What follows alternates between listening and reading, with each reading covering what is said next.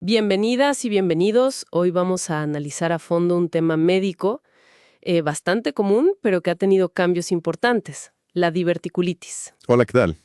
Tenemos como guía una revisión reciente de la revista JAMA.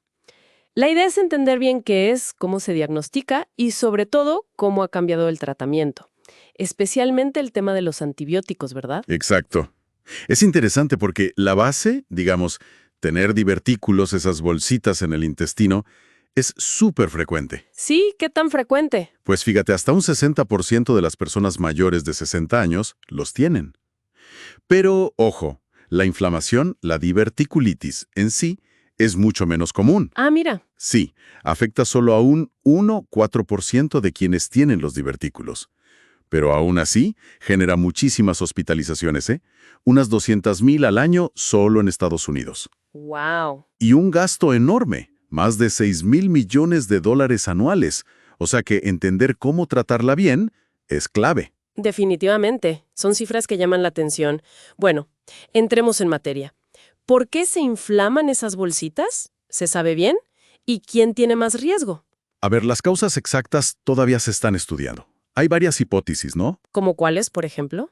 Pues se habla de que quede materia fecal atrapada, o microperforaciones por la presión dentro del intestino, o incluso cambios en las bacterias intestinales, el microbioma, que está tan de moda. El microbioma, claro. Y los factores de riesgo sí están más claros. La edad, por supuesto, más de 65 años es un factor importante. Ajá. También hay factores genéticos, algunas enfermedades del tejido conectivo, como Marfan o Ehlers-Danlos. Ah, mira tú. Y luego factores más ligados al estilo de vida. La obesidad es uno muy relevante, un IMC de 30 o más. Ok, obesidad. Sí. También el uso de ciertos medicamentos como opioides, corticoides o los antiinflamatorios tipo ibuprofeno, los AINES. Y tener hipertensión o diabetes tipo 2 también suma. Qué interesante esa conexión con el microbioma y los AINES. Bueno, ¿y cómo se manifiesta? ¿Qué siente una persona y cómo se llega al diagnóstico seguro? Lo más típico es un dolor que empieza como de a poco, gradual, en la parte baja izquierda del abdomen. Abajo y a la izquierda. Exacto. A veces puede haber náuseas, vómitos, fiebre, pero el dolor ahí es lo característico. Entiendo. Y para confirmar, la prueba estrella, digamos, es la tomografía computarizada, la TC de abdomen y pelvis con contraste. La TC es muy precisa. Increíblemente precisa, sensibilidad y especificidad altísimas, casi del 100%. Y es crucial porque nos dice si es una diverticulitis no complicada. Que son la mayoría, ¿no? Sí, un 85% más o menos. O sea, sin abscesos, sin perforaciones graves.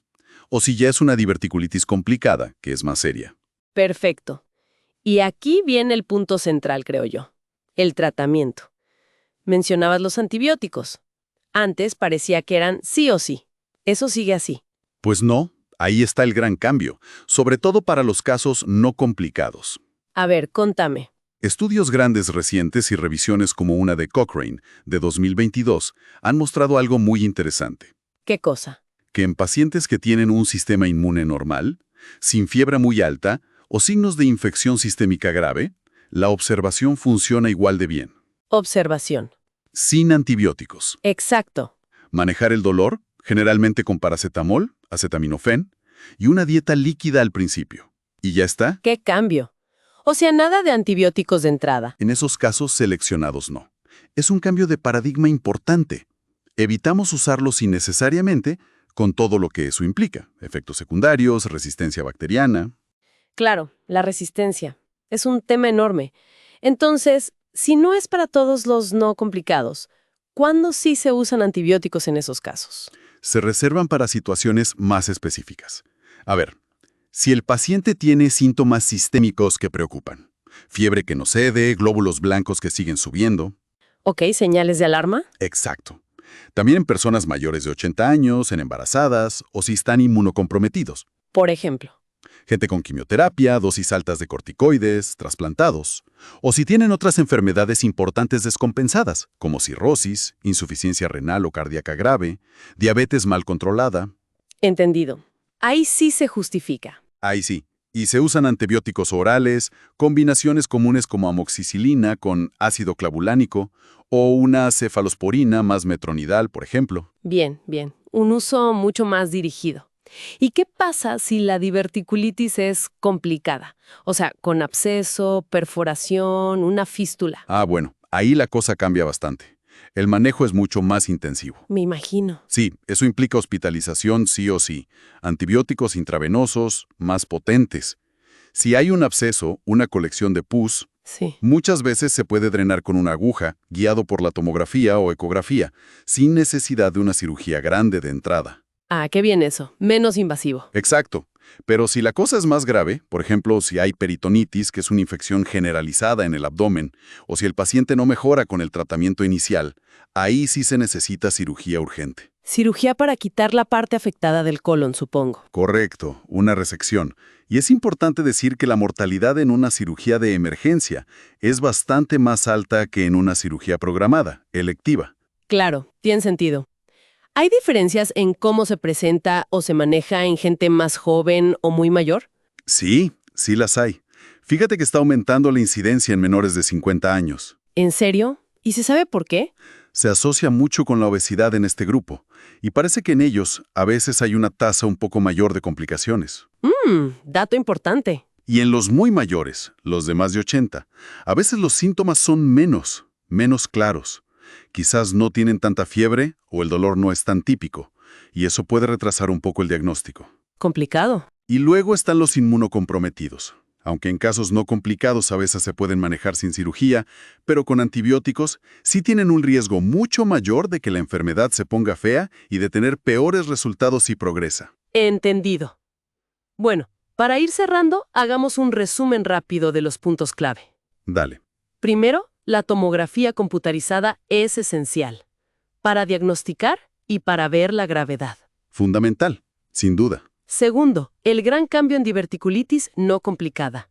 Los antibióticos ya no son para todos. Se usan de forma selectiva, solo en grupos de riesgo específicos. Exacto.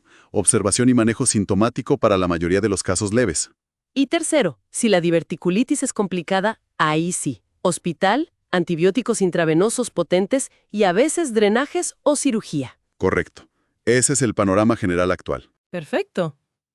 Y para terminar, nos dejaste pensando con eso del aumento en jóvenes y la obesidad.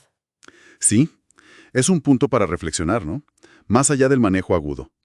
Este aumento, ligado a factores como la obesidad, ¿qué nos dice sobre tendencias de salud más amplias? Claro.